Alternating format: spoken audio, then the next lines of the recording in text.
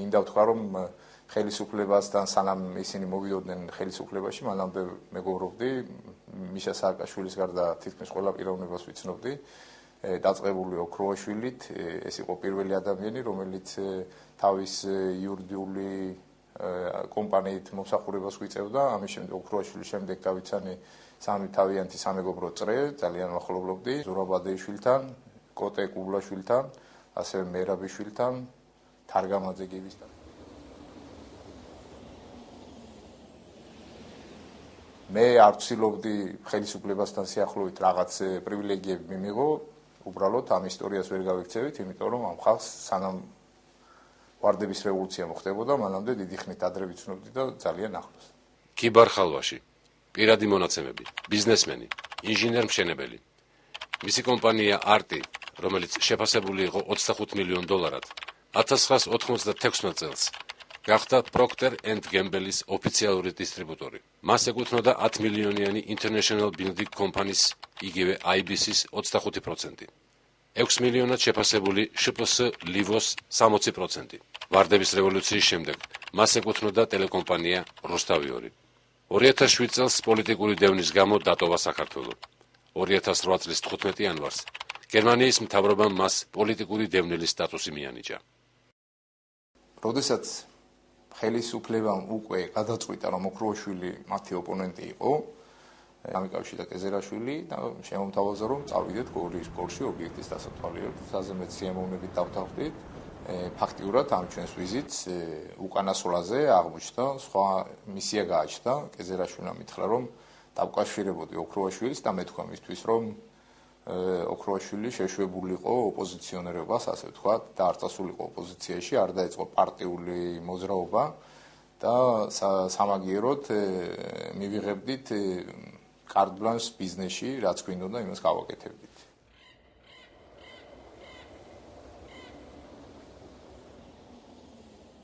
მე ეს კეზერაშვილთან ამ საუბრის შინაარსი ოქროაშვილს გადავეცი, რაზეც თხოვა, რომ არ ჩავრეულიყავი პარტიულ და პირად ურთიერთობებში და მითხრა, რომ თვითონ შენი რაც იციან, ჩემი ტელეფონით დამიკავშირდებიან და მე შესაბამის პასუხს გავცემ.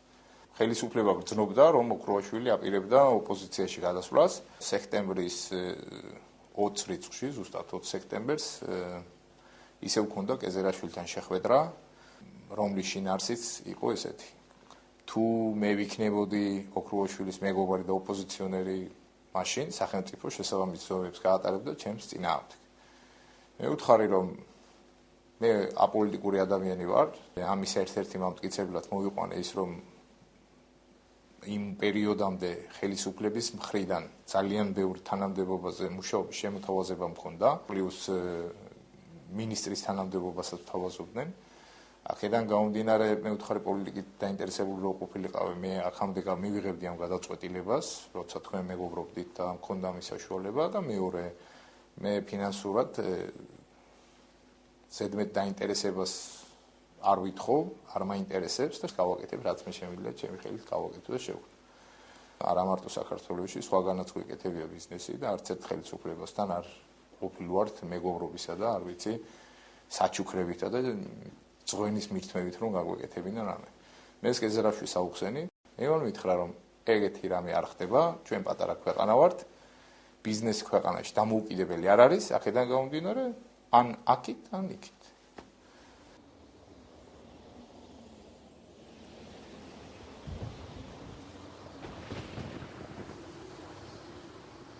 მე დამიკავშირდა საქართველოს თავდაცვის იმჟამინდელი მინისტრი ოქროაშვილი და თხოვა, რომ საქართველოში არსებული რესურსების სამშენებლო კომპანიების არ იყოს საკმარისი იმისთვის, რა მასშტაბის სამუშაოსაც ისინი აპირებდნენ შესრულებას და იქნებ ჩემი ნაცნობები დამედგინა თურქეთში სამშენებლო კომპანიები, საერთოდ თურქეთი ცნობილი არის სწრაფი მშენებლობის ტექნოლოგიით და მომეძებნა ესეთი კომპანია და ჩამომეყვანა მოწვევით, რომ საქართველოში შეესრულებდნენ თავდაცვის სამინისტროს დაკვეთა.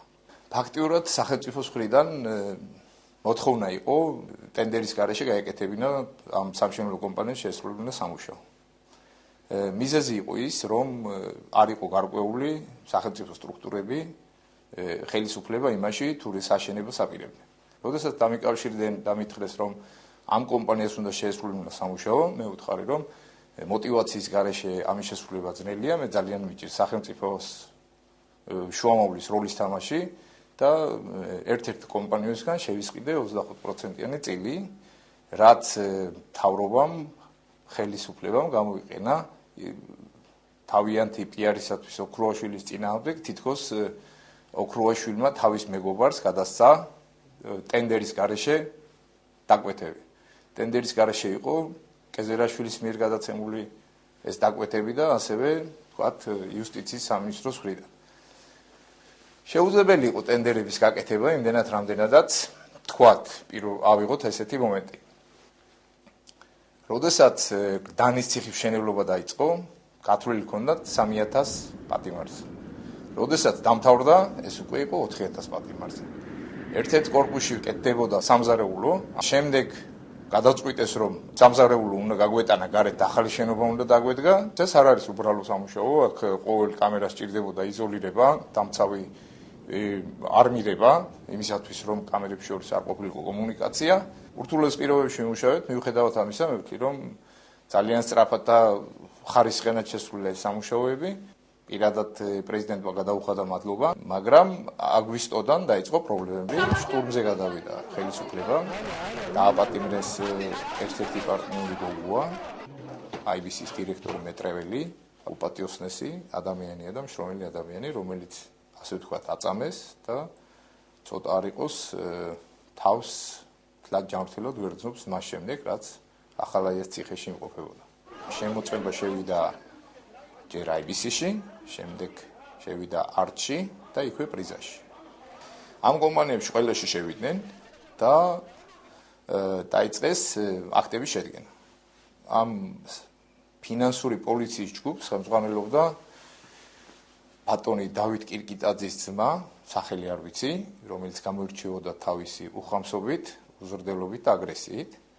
ფინანსური პოლიციის ერთ-ერთი თანამშრომელი გაუპატიურებით დაემუქრა ჩვენი ერთ-ერთი კომპანიის ბუღალტერს, თუ არ მოაწერდა ხელს იმ აქტზე, იმ ჩვენებაზე, რაც დაუდეს ხელის მოსაწერად ამ ქალბატონს.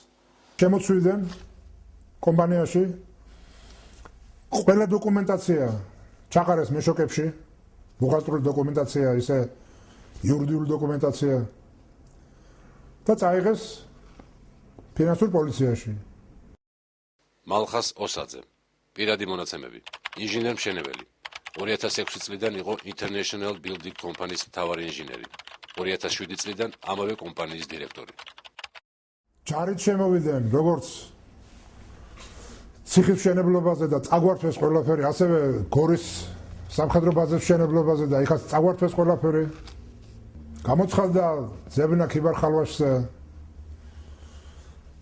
გამოცხადდა ზებნა პრიზის დირექტორ ვანო რუაძეზე და მოკლედ მთელი ტერორი ხორციელდება რა ჩვენი კომპანიების მიმართ.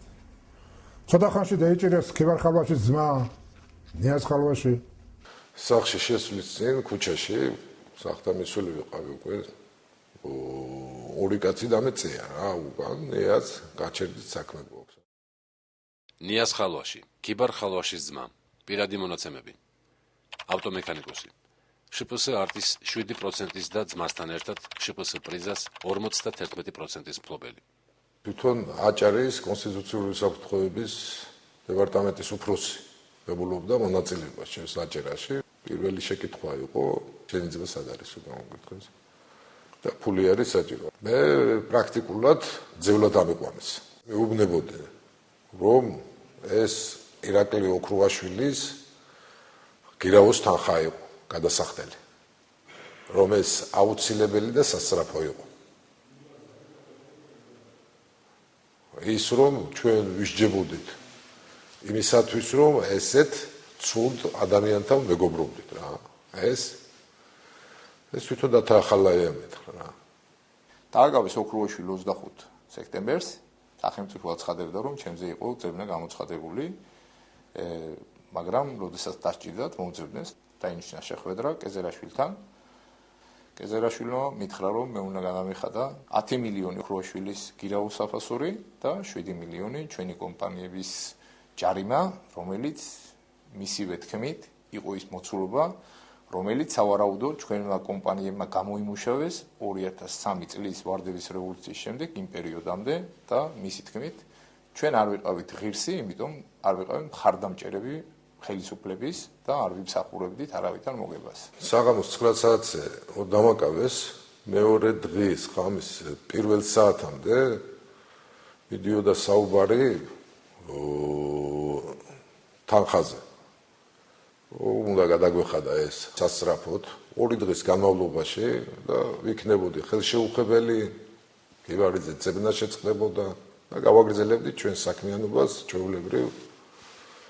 და ეს სიტყვებს მეუბნებოდა თვით თათაახალაია. ყოველ ნახევარ საათში მეკავშირდებოდა რა იქნა, რა ხდება, იშოვეთ, რაიმეს იმედი გაქვს თუ არ გაქვს, თუ არ გაქვს მეწოდები, იმიტომ რომ ჩვენ მათ ფულს მაინც ამოვიღებთ თქვენსგან. ესეთი მუქარა მიდიოდა.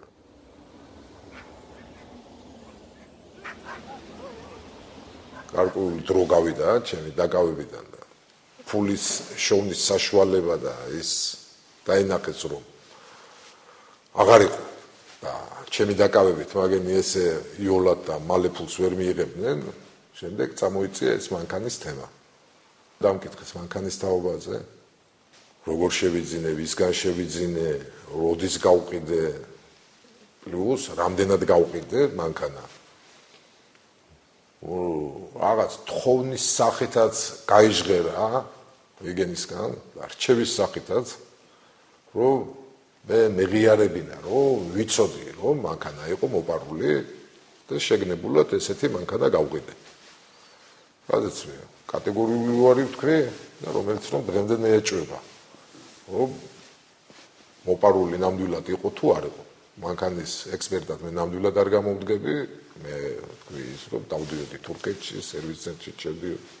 არანაირი პრობლემა არასდროს არ შემქმნია მანქანასთან დაკავშირებით. ედავებიან იმას, რომ თითქოს მანქანა იყიდა მოპარული და ის მანქანა ვინც მიყიდა, ის კაცი თავისუფალია, იმან ხომ მიყიდა ის მოპარული მანქანა. რატომ ჩემი ძმა დამნაშავე და ჩემი ძმა რომ გაყიდა ეგ მანქანა, არც შემდგომი მყიდველია დაკავებული, არც მანამდე. მარტო ჩემი ძმა დაკავებული და დამნაშავე. ერთ ვინმე სპარტაკა იყო გამომძიებელი, კუდის თანამშრომელი. და მომხედა გამიცინა და გერჩივნოს რომ ამ ბრალდებით დაგაკავოთ. თუ უარს იტყვი, უარეს ელოდი, უარესის მოლოდინმაც ბევრი არ დააყოვნა. ღამის პირველი საათი უკვე როცა ფინანსური პოლიციის გამომძიებლები ამოვიდნენ კუდის შენობაში ახალი ბრალდებით ეს ფინანსურ მაქინაციებთან დაკავშირებით. ბათუმის არტის ბათუმის ფილიალის დირექტორი ასლან დუმბაძე მიაკითხეთ სახში. მითხრეს რომ თბილისში უნდა წამოხვიდეთ და უნდა დღესვე დაგაბრუნებთ. ჩემს ადვოკატს გზაში დაურეკე, ჩვენს ადვოკატს, არტის ადვოკატს. მითხრა რომ როგორც კი ჩამოხვალ დამერეკიო. მაგრამ რო ჩავედი, მე უკვე საშუალება აღარ ქონდა და ამერიკა ამის საშუალებაც აღარ მომცეს და უნდათ რომ ჩვენება მიმეცა. ეხებოდა სესხს, რომელიც აღებული ქონდა ნიაზის 350,000 ლარის ოდენობის სესხი იყო. მათ აინტერესებდათ რომ ესე იგი ეს იყო ფალსიფიკაცია და არ იყო ნამდვილად ხელშეკრულება, სინამდვილეს არ შეეფერებოდა რა. და ასეთი ჩვენება მივეცი რომ გამოვიდა რომ ფალსიფიკაცია იყო. ფიზიკური შეურაცხყოფა მომაყენეს. მე არ კრიმინალურ პოლიციაში თუ ასეთი რამ მოხდებოდა, წარმოდგენაც არ მქონდა. თუ არც დავთანხმდებოდი მშვაღამეში. ყოველ შემთხვევაში შემეძლო დავმალულიყავი და არ ვარ სახში მეთქი. პარალელურად ბათუმში ციხიდან ჩემთვის ქონდა უფლება, ქონდა თან ტელეფონი და ეუბნებოდნენ. დარეკე, დაუკავშირდი და უხსენ სენ სიტუაცია, არეკინებდნენ თურქეთში. ჩემს პარტნიორებთან და ისიც ურეკავდა და ეუბნებოდა, რომ მე თუ გადავიხდიდით, ესე იგი ოქროშვილის გირავოს, იმას გამოუშვებდი. მიუხედავად იმისა, რომ ვიცოდი იქედან დახმარება არ იქნებოდა თურქეთში, რამოდენიმეჯერ ჩემი ტელეფონით დავრეკე.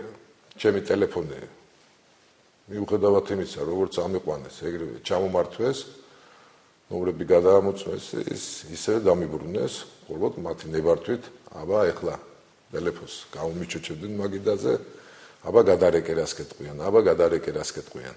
ციხეში რო გადამიყვანეს, იმ დღესაც კუდის თანამშრომელი არის ალიკ ბალაძე, რომელმაც ისევ ჩემი მობილურით ამოვიდა და კიდევ თურქეთში გამარეკინეს ფულის საშოვნელად. მე-4 თუ მე-5 დღეს თვითონ თემურ მატარიძე ამოვიდა, ციხის უსპროსის კაბინეტში დამებარეს და დამემუქრა, რომ თქვენ ჩვენ ვინ გონი ვართ. შენ აქ ციხეში სასათბურე პირობები შეგიქმნით და კარგად გამყოფებთ, იქნებ ფიქრობ, რომ საერთოდ მაგ ფულის არ გადაიხდე. პირობების გაუარესებით დამემუქრა. მე გადავწყვიტე, რომ ამდენი ხალხის ტანჯვას თან მით უმეტეს IBC-ს უკვე ეტყობოდა, რომ ხელისუფლება არ გადაუხდიდა თავის შესრულებულ სამუშაო საფასურს და შევთავაზე თვითონ უშუალოდ ახალაიას სატელეფონო საუბარში შევთავაზე და უთხარი, რომ დაუთმობდი კომპანიას. რაზეც სიამოვნებით დამთავრდა.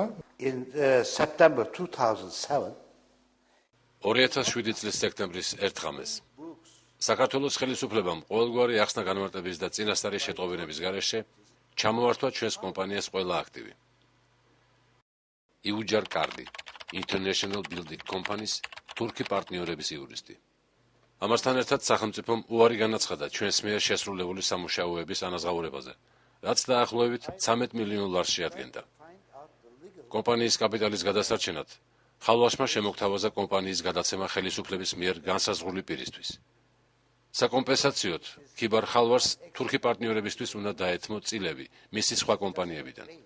ხალვაშის შემოთავაზებას დათანხმდნენ თურქი პარტნიორები და ღამის 3 საათზე წილი გადაუფორმეს ხელისუფლებისთვის სასურველ პირებს. მოველაპარაკე თურქულ პარტნიორებს, რომლებიც იყვნენ 75%-ის პრობელები, ჩამოვიდა იმათი წარმომადგენელი თავისი მინდობილობით და ამ თურქებთან მოლაპარაკე მქონდა ესეთი, რომ ესე იგი ეგენით მოვდნენ წილს IBC-ში და პრიზაში, რომელიც იყო ჩემი ძმის და გოგუას კომპანია და შესაბამისად მე უნდა დამეთმო წილი არჩი. ხალვაშის შემოთავაზებას დათანხმდნენ თურქი პარტნიორები და ღამის 3 საათზე წილი გადაუფორმეს ხელისუფლებისთვის სასურველ პირებს. IBC-ის წილები გადააფორმეს ვიზეც უნდათ, მაგრამ არტის წილები არ გადააფორმეს და დარჩა ჩვენზე.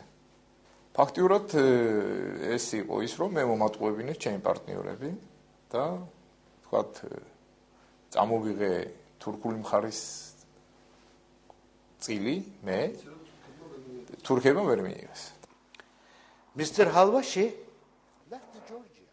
ხალვაშმა დატოვა საქართველო, მაგრამ მას არ გადმოუფორმებია წილები თურქი პარტნიორებისთვის. სახელმწიფოს არ დაუბრუნებია ჩვენი კუთვნილი აღჭურვილობა.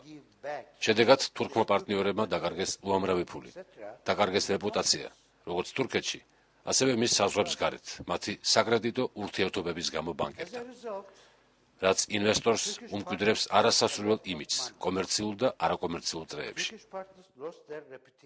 თავიანთ ჩანაფიქრს სანამ არ განახორციელებდნენ, არ უშვებდნენ ციხიდან არც ჩემს ძმას და არც მეტრეველს, რაზეც იყო მოლაპარაკება. 22 ოქტომბერს ჩვენ დავწერეთ მინდობილობა, 23 ესე იგი იგივე საღამოს, ფაქტიურად 23-ში დილით მოხდა ამ კომპანიის გადაფორმება, წევლები იქ აყავთ, შემდეგ 23-ში დილით სახელმწიფოს მიერ თავდაცვის სამინისტრომ და იუსტიციის სამინისტრომ, რომლებიც აცხადებდნენ, რომ IBC არის დამნაშავე, მეტრეველი არის დამნაშავე და ასე შემდეგ და ედავებოდნენ იმას, რომ სახელმწიფოს ვატყუებდით, გადახდილი იქნა დავალიანების გარკვეული ნაწილი, ორი ტრანში იყო. 6.5 და 6.5 მილიონი ლარი და 500.000 რაღაცა.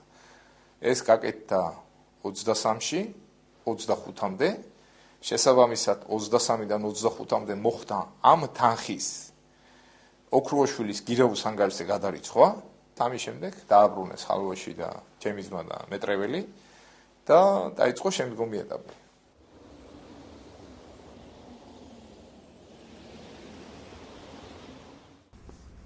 მე შემიძლია ხმამაღლა ვთქვა, რომ ამ აქტს ფინანსურ აქტთან საერთო არაფერი არ აქვს. ეს არის პოლიტიკური აქტი. ეხლა ჩვენ ხო გამოგვიშვეს, ვთქვათ, ციხის მშენებლობიდან, რაც მასალები გაგვეშთა იქ, რაც ძირითადად საშუალება ქონდა წაგვართვეს. უბრალოდ წაგვართვეს. ასევე მე ეს ცოტა არ იყო. 1 მილიონი ლარის ციხის მშენებლობაზე მარტო მასალები იყო.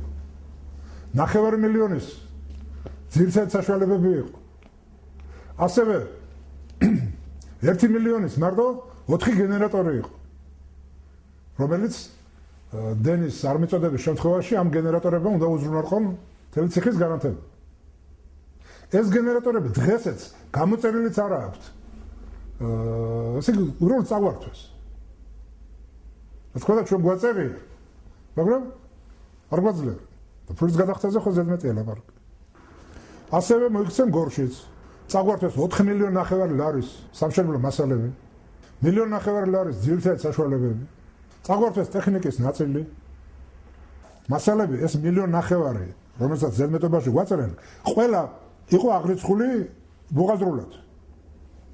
ყველა მასალაზე არსებობს ანგარიშ ფაქტურა. მაგრამ როდესაც ეს ნახეს ეს 1,5 მილიონის მასალა უკვე გატანილი იყო ან ობიექტებზე, ან დანადგარებით დამონტაჟებული იყო თავის ადგილზე, სადაც უნდა დამონტაჟებული იყო. გამიგეთ? ესე იგი საწყობიდან ეს გატანილია, საწყობიდან გაწერილია, ფაქტურები გაწერილია და საწყობის ნაშთში უკვე აღარ არის ეს სამზარეულო. გამიგეთ? ამათაც მივეცით სია საწყობის ნაშთების. ნახეს ეს სამზარეულო, რომ საწყობის ნაშთში აღარ არის. აქ არის, მაგრამ ბუღალტრულად ხო გატარებული იყო, ესეც ნახეს. ეს არის ზედმეტია გითხრას. მუშებს, რომელიც მუშაობდნენ სხვადასხვა უბნებზე, ხომ მქონდათ სამშენებლო მასალები გატანილი უკვე საწყობიდან. საწყობიდან ეს მასალები გაწერილი იყო. ეს ყველაფერი ჩაუთვალეს ზედმეტობაში. რომ ეს არის ზედმეტი უკვე საწყობში ეს უკვე აღარ არის აღნიშნული, იქ ობიექტზე ფაქტურა კი არის, მაგრამ ჩათვალეს ზედმეტი მიზეზი მოიდეს. ციხის ფანჯრები მოგეხსენებათ არის გისოსების და ის არის ერთი შემადგენელი, ერთი ფანჯარაა ეს. SLP ერთი ქვია, რომელიც შედგება ფანჯრისა და გისოსისაგან. მონტაჟის დროს ფანჯრის ნაწილები ზიანდება. ამიტომ იმას ხსნით, შეკეთდება და ისევ უნდა მიმონტაჟდეს. ეს გისოსები დროებით იყო მოხსნილი. ყველა ეს გისოსები ჩაგუთვალეს ზედმეტობაში. ნაშთში როგორ იქნებოდა გისოსები, როცა ფანჯრის შემადგენელი ნაწილია? იქნებოდა SLP-1-ის შემადგენლობაშია ის. ყველა გისოსები, რომელიც დაახლოებით 160,000 არის ღირებულების ჩაგუთვალეს ზედმეტობაში. ამის გარდა ქონდა გორში სამხედრო ბაზაზე მიღებული 300 დუშკაბინა, რომელიც თავის უპაკოვკებში იყო მიღებული. ზურაბიშვილმა მოითხოვა, სად არის დუშკაბინები? უთხარეთ, რომ არის იმაში. არაო, მე ვერ ვხედავ დუშკაბინას. ამიტომ ეს 300 დუშკაბინა ჩაგვითვალა დანაკლისში და უპაკოვკებში რომ იყო, ყველა ეს დეტალები ჩაგვითვალა ზედმეტობაში. ესე იგი, ერთ და იგივე დუშკაბინა გვაქვს როგორც დანაკლისში, ისე ზედმეტობაში. ასე შეადგინა ბატონმა ზურაბიშვილმა 1,5 მილიონი ზედმეტობა, რომელიც კომპანიას ეკისრება ბიუჯეტში ამოსაღებად. არც ერთი თეთრი არ იყო სიამბილოში ზედმეტობა. იმიტომ რომ ყველა მათგანზე არსებობს ანგარიშ ფაქტურა. და საგადასახადო კოდექსი გვეუბნება, აღური ცხავიც რომ იყოს ბუღალტრულად, თუ არსებობს მისი დამადასტურებელი ანგარიშ ფაქტურა, არ შეიძლება ეს მასალა და ეს დანადგარები ჩაითვალოს ზედმეტობაში. International Building Company 17 მილიონი ლარით დაჯარიმდა. ქიბარ-ხალვაშის კომპანიებს ერთობლივად ბიუჯეტში გადასახდელად 60 მილიონ ლარზე მეტი დაეკისრა. ეს ამ კომპანიების გაკოტრებას ნიშნავდა. ისე სასამართლოში მოსამართლემ მირანდა ერემაძეს წარუდგინეთ მაგალითად სამზარეულოს ფაქტურები, რომ ეს ღირს 600,000 ლარი და ყველას საბუთი შეგვიძლია წარმოუდგინოთ ამ 1,9 მილიონს. მაგრამ ვაჩვენეთ საგადასახადო კოდექსი, სადაც თეთრით შავი თეთრზე წერია, რომ თუ არსებობს ფაქტურა, არ შეიძლება იმაზე გავრცელდეს სანქციები. მაგრამ მოსამართლემ არ იყო ყურად არც საგადასახადო კოდექსი, არც ჩვენი ფაქტურები და არ მიიღო მხედველობაში აღნიშნული.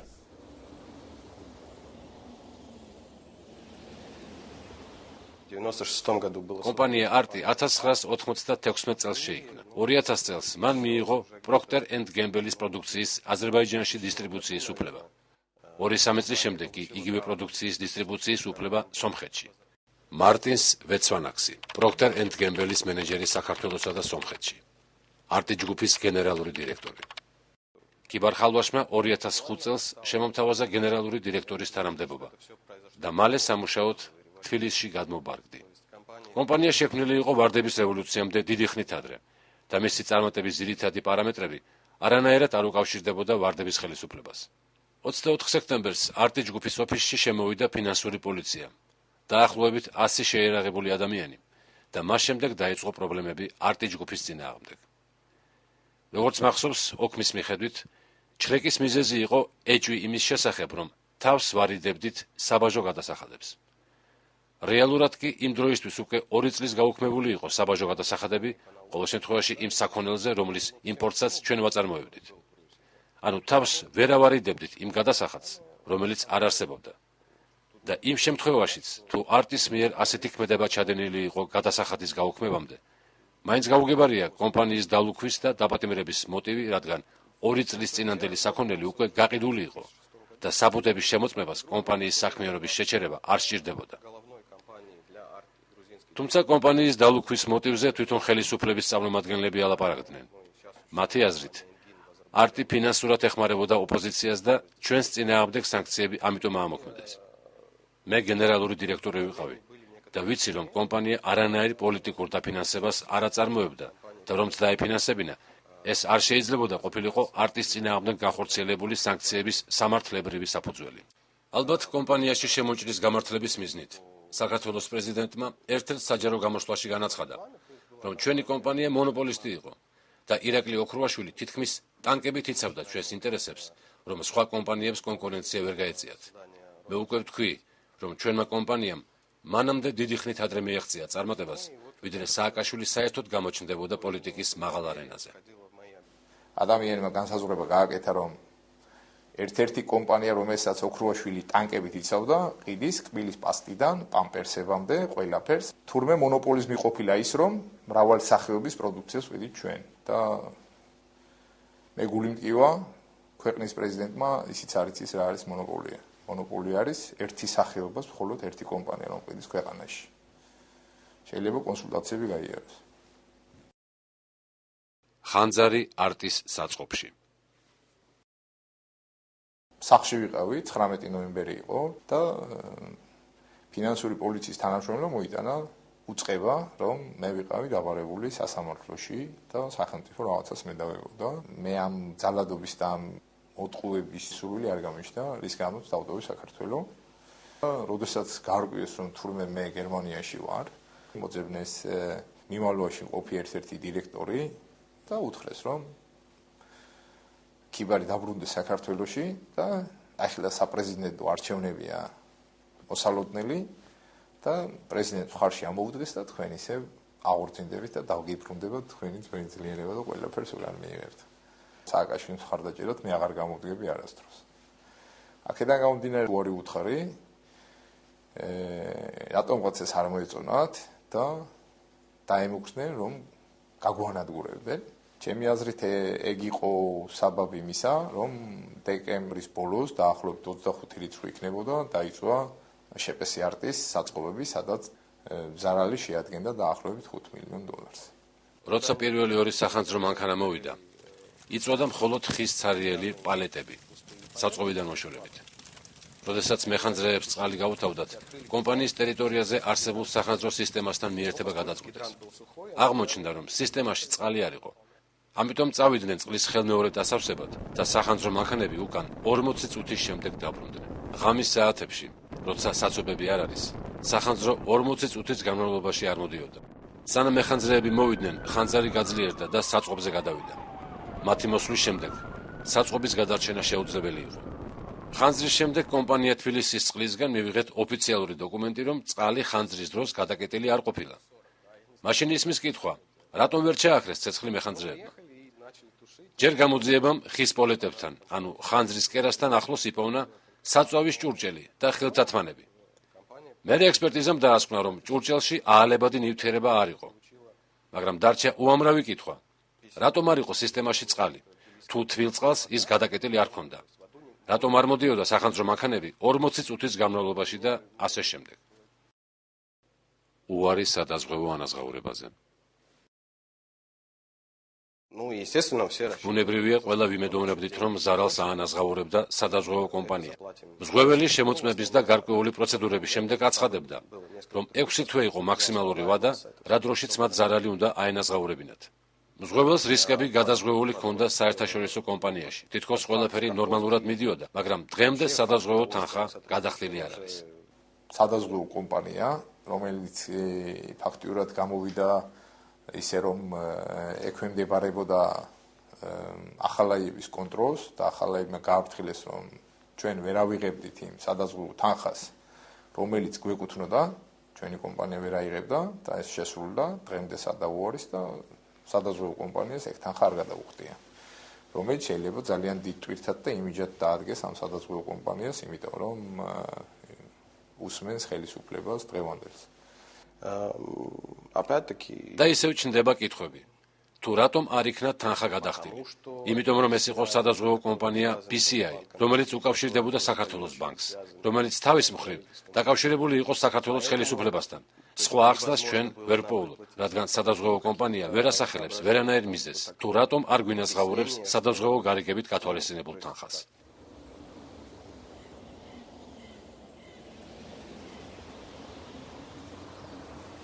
რუსთავიური იყო ჩემი, ასე ვთქვათ, ბიზნეს შეცდომა. არ უნდა დავთანხმებოდი იმათ თხოვნას.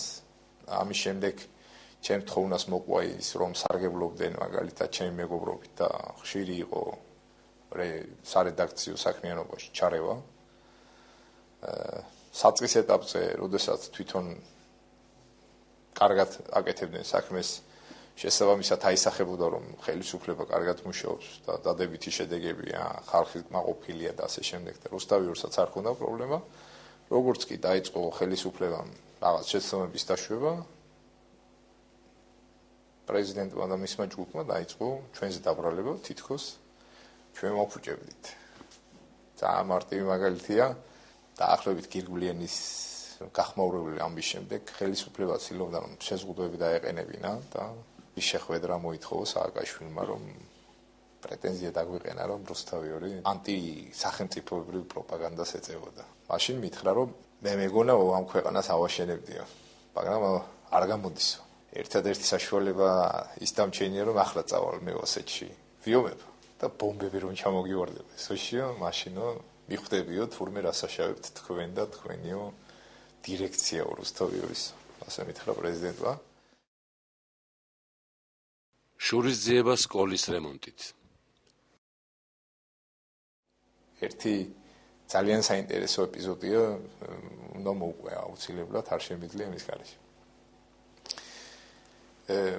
2004 წლის მაისში ბატონ ლევან ვარშალომიძის მიმართე თხოვნით ნება მოეცათ, რომ ჩემი სოფლის სკოლა, რომელიც სავალარო მდგომარეობაში იყო, მდინარის პირასაა განლაგებული და ერთი ფლიგელი იყო ჩამონგრეული და დაახლოებით 2-3 წელი ამ გვერდით ჩამონგრეულ სკოლაში ჩემი სოფლის თანასოფლელი ბავშვები დავდიოდნენ სკოლაში.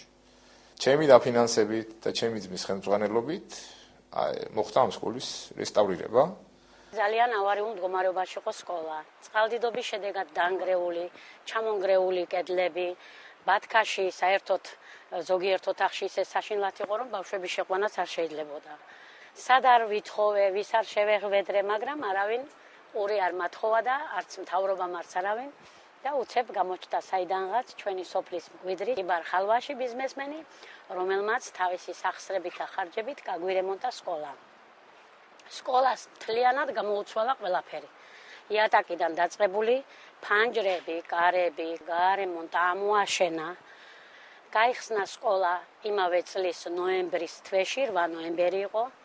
აქ იმყოფებოდა ყველა მინისტრი, განათლების რაიონის უფროსობაც, ქალაქიდანაც ვინ არ იყო, სურათებიც გაგვაჩნია ყველაფერი და განახლდა ჩვენი სკოლა, ჩადგა მწყობში თითქმის ევრო რემონტის დონეზე. 2008 წლის არჩევნებში გაარკვიეს, რომ ჩემი სოფლელები თურმე არ უჭერს მხარს ხელისუფლებას. მე ვთვლი, რომ საქართველოს არც ერთი სოფელი არ უჭერს მხარს ხელისუფლებას, მაგრამ მე პროტესტის გზნობა ძალიან მაღალი იყო ალბათ და მიუხედავად დაშინებისა, მაინც ხალხმა არ მისცა ალბათ ხმა. აბა სხვანაირად მაგას მე ვერ დავარქმევ იმას, რომ ჩემი თანასოფლელების მოსყიდვის თვალსაზრისით მიშა სააკაშვილმა გადაღება ჩვენს მიერ გარემონტებული სკოლა და ცხეთის აგურის დასახლების პალიტრიდან ერთ-ერთ ფერადაა ჩემი სოფლის სკოლა შეღებილი.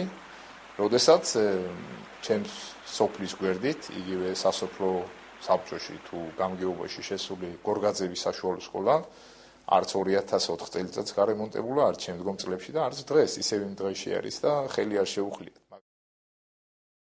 შპს ლივო კიბარ ხალვარს ეკუთვნოდა კომპანიის 60%, რომელიც ფლობდა სუპერმარკეტების ქსელს.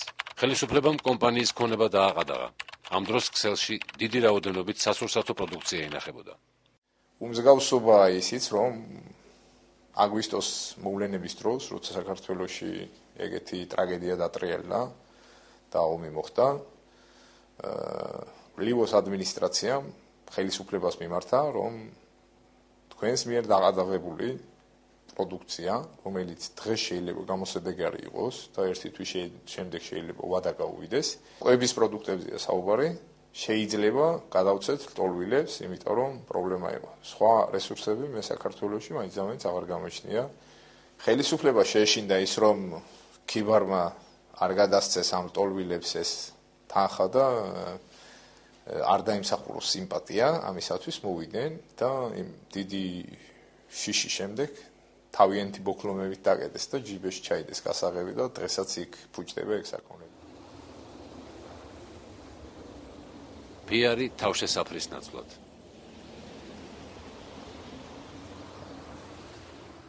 საქართველოს პრეზიდენტის მოთხოვნით ორივე ბაზაზე, სენაკში და გორში აშენებული არის სპორტულ გამაჯანსაღებელი ცენტრი, რომლის საპროექტო ღირებულება არის დაახლოებით $1 მილიონ-ზე მეტი.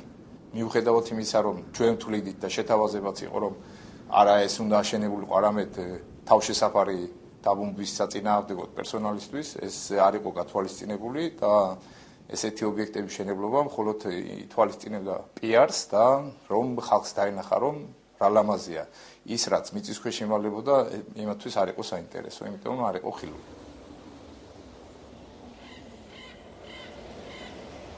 ამ ამბავმა დაუკარგა თურქ პარტნიორებს мотивация საქართველოში ბიზნეს პარტნიორობაზე. ჩვენ ვაპირებთ მიმართოთ ყველა უწყებას სტრასბურგის ადამიანის უფლებათა სასამართლოს ჩათვლით, იმისათვის რომ დავიცვათ ჩვენი უფლებები. ინვესტიციები ეხმარებოდა ქართულ ეკონომიკას. კომპანია იხდიდა უამრავ გადასახადს და პოზიტიურად წარმოაჩენდა საქართველოს როგორც თურქეთში, ასევე იმ ქვეყნებში, რომლებთანაც ურთიერთობა ჰქონდა ამ კომპანიას. მაქვს ერთი კითხვა: როგორ მოხდა, რომ ჩვენი ინვესტიცია შეჩერებულია და კომპანიის აღჭურვილობა კონფისცირებული? ეს მინდა ვკითხო როგორც ოფიციალურ საქართველოს, ასევე სამოქალაქო საზოგადოებასაც. Georgian public opinion. Thank you.